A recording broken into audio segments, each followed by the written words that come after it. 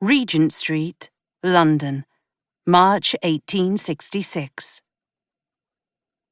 Rose Watson tightened her hold on her sketchbook and walked in a slow circle around the mannequin in front of her. Her head tilted and eyes narrowed. A dart of hazy sunshine streaming through the shop window lit her work in a delicate glow, heartening Rose's hope that the lady's dresser, Mrs. Hayworth, who had ordered the dress, would be delighted with it.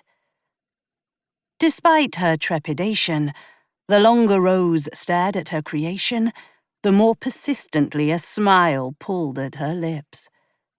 There could be no denying it.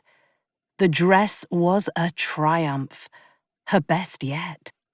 She lightly ran her hand over the emerald green velvet of the embroidered bodice, her fingertips tracing the whirls and swirls of intertwined vines and the shimmering silver thread edging the butterfly's wings as they frolicked from waist to décolletage. The jet beading on the sash, as well as trimming the cuffs and hem, glinted, the delicate black overlay falling perfectly over the skirt, making the stiffness and aches Rose had suffered in her knuckles and back during the stitching worth every uncomfortable minute. Oh, how desperate she was to know the identity of the woman who would wear it. Mrs. Hayworth had been so reticent, so discreet about her mistress, it was impossible to guess. Whoever she might be, her dimensions proved her fortunate enough to possess a perfectly proportioned figure, and, although unusually tall, Rose had no doubt the woman's height would only make her more striking.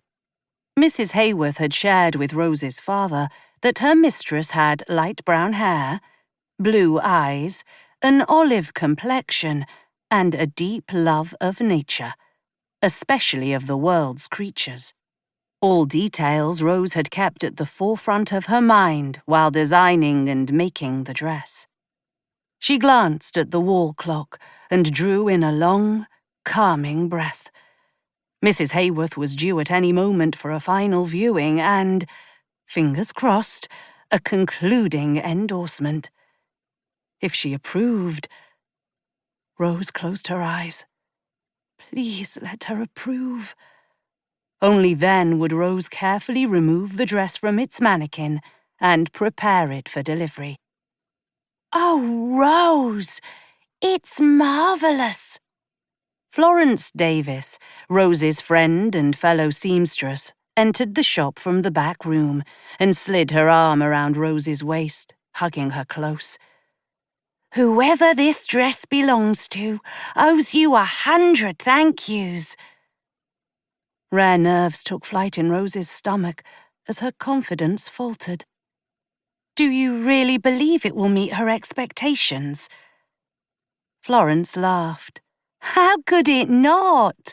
It's beautiful."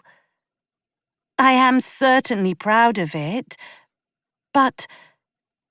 Rose eased out of her friend's embrace and circled the mannequin again, the heels of her shoes tapping the floorboards. "It doesn't matter how much I believe this dress is my finest work. Not knowing who will wear it makes me uneasy. She could be anyone, her taste 1,000,000 miles from mine.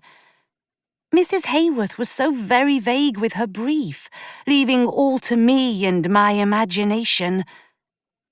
Which is a good sign.